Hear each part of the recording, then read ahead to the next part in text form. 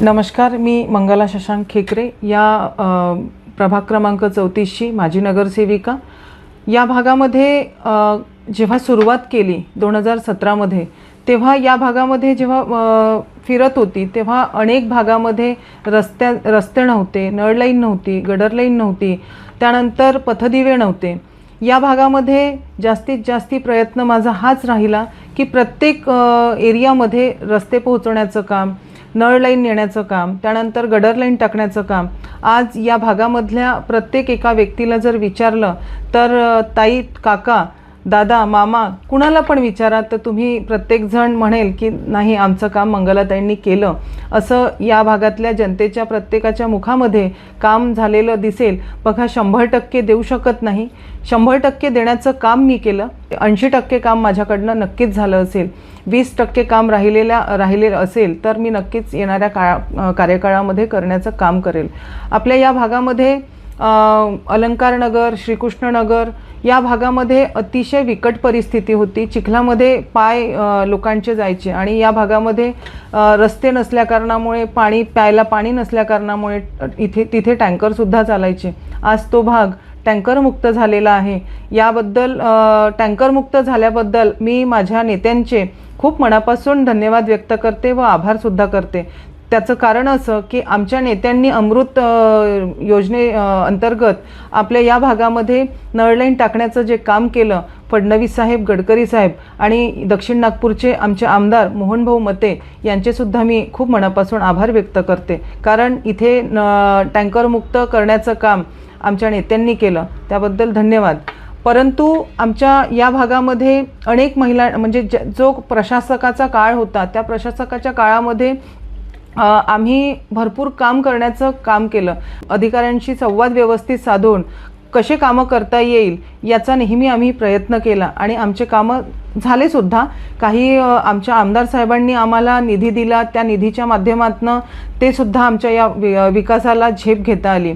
आपले महाराष्ट्राचे लाडके मुख्यमंत्री फडणवीस साहेब, जी योजना त्यांनी काढली, लाडकी बहीण योजना, एक आधार देणारी, महिलांना सक्षम करणारी अशी ही लाडकी बहीण योजना आमच्या फडणवीस साहेबांनी आणली। त्याबद्दल मी फडणवीस साहेबांचे तर मनापासून अभिनंदन करते, कारण इतक्या महिला आनंदित आहे त्या कारणामुळे त्यांचेच अभिनंदन करण्यासारखे आणि फडणवीस साहेबांचेच धन्यवाद देण्यासारखं काम आहे।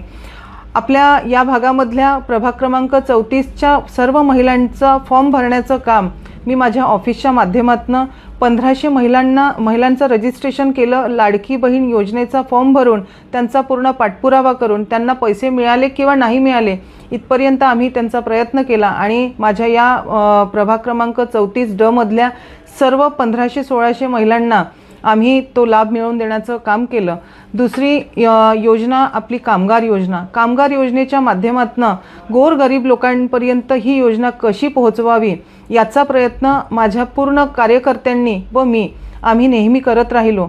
आज मला असं वाटते 1200 ते 1300 लोकांना कामगार योजनेच्या माध्यमातून किट मिळालेली आहे। बऱ्याचशा मुलांना स्कॉलरशिपसुद्धा मिळाली आहे। काही मुलांना 25,000, काही मुलांना 80,000, त्यांच्या त्या क्वालिफिकेशनच्या हिशोबाने ती स्कॉलरशिप मिळवून देण्याचं कामसुद्धा आम्ही केलं।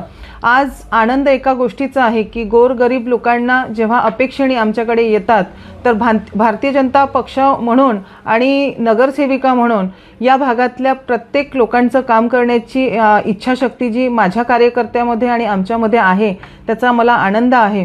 दुसरा विषय, गडकरी साहेबांनी वयोश्री योजना आणली आणि वयोश्री योजनेच्या माध्यमातून आम्ही आमच्या या भागातल्या प्रभाग क्रमांक 34 मधल्या सर्व ज्येष्ठ नागरिकांना त्या किट मिळवून देण्याचं काम केलं। भट सभागृहामध्ये बसेस भरून नेण्याचं काम माझ्या कार्यकर्त्यांनी आणि आम्ही जाऊन तिथे सगळ्यांना घेऊन जायचो। त्यांचे फॉर्म तिथे सबमिट केल्यानंतर आम्ही त्यांना ज्या दिवशी सामान मिळत होतं त्या दिवशी त्यांचं सामानसुद्धा मिळवून देण्याचं काम आम्ही 1000 लोकांना करून दिलं। आज आमच्या या प्रभाग क्रमांक 34 मधल्या ज्येष्ठ लोकांना 1000 लोकांना सामान मिळालेलं आहे। त्यानंतर मी गडकरी साहेबांचे धन्यवाद देते, कारण वयोश्री योजना जी आणली त्या माध्यमातून लोकांना अनेक कामाच्या वस्तू मिळवून देण्याचं काम आमच्या गडकरी साहेबांनी केलं, त्याबद्दल गडकरी साहेबांचे धन्यवाद। प्रभागामध्ये आम्ही आरोग्य शिबिर घेत असतो. आतासुद्धा माझ्या या भागामध्ये हे 15वं शिबिर आहे आय चेकअपचं, जेणेकरून आम्ही लोकांना चष्मे फ्री, म्हणजे तीसुद्धा गडकरी साहेबांचीच संस्था आहे, त्या संस्थेच्या माध्यमातून आम्ही लोकांचे डोळे चेक करणं आणि चष्मे फ्री वाटप हे आजसुद्धा माझं हे शिबिर झालेलं आहे श्रीकृष्णनगरला.